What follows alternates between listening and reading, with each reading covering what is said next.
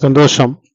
பிள்ளைகளின் எதிர்காலத்திற்காக பணத்தை சேமிப்பதை விட, நேரத்தை ஒதுக்குவதே நல்ல பலனளிக்கும் என்கிறது இந்த பதிவு. "அப்பா 1 மணி நேரத்தில் எவ்வளவு பணம் சம்பாதிப்பீங்க?"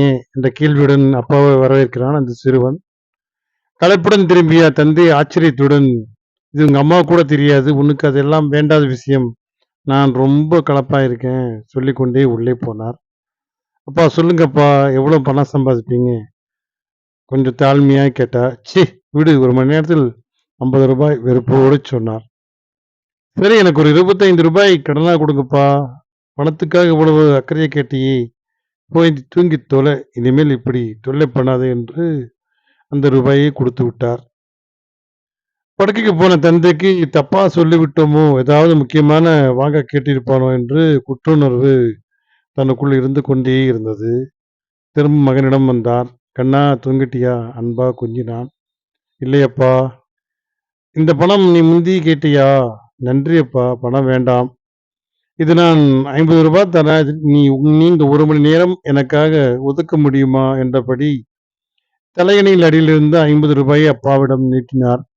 அந்த அப்பாவுக்கு என்ன செய்வதென்றே புரியவில்லை. கண்களில் சாறை சாறையாக தண்ணீர் கொட்டியது. சில நேரம் பணத்துக்காக ஓடி ஓடி உழைக்கின்றோம். பணம் தேவை என்பதற்காக குடும்பத்தை மறக்கின்றோம். நம்ம பணம் தான் முக்கியம் என்று அவர்களோட பேசுவது கூட நேரமில்லாமல் வேக வேகமாக வேலைக்காக ஓடுகிறோம். அவர்களுக்காக சில மணி நேரம் நம்ம செலவிட்டு ஒரு அன்பா கொஞ்சி மனைவி, மகள், மக்கள் என்று அவரோடு உறவாடினால் அந்த வாழ்க்கை சிறக்கும்.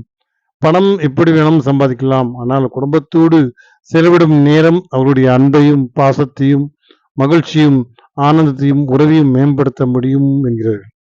பிள்ளைகள் எதிர்காலத்துக்கு பணத்தை மட்டும் சேமிப்பதை விட, நேரத்தை ஒதுக்கி நல்ல அவர்களோடு உறவாடினால் நல்ல பலனளிக்கும் என்கிறார்கள். ஆம் நண்பர்களே. இந்த பெரும்பாலான நேரங்களில் நம் தேவைக்காக ஓடுகிறோம். குடும்பத்தை மறந்து விடுகிறோம். திரைக்கடல் ஓடியும் திரவியை தேடும் என்பார்கள். ஆனாலும் அதைவிட சொத்தான ஒரு விஷயம் குடும்ப உறவுகளில் மகிழ்ச்சியும், ஆனந்தமும் அவர்களோடு நேரத்தை ஒதுக்குவதுதான். சந்தோஷம். வாழ்க வளமுடன்.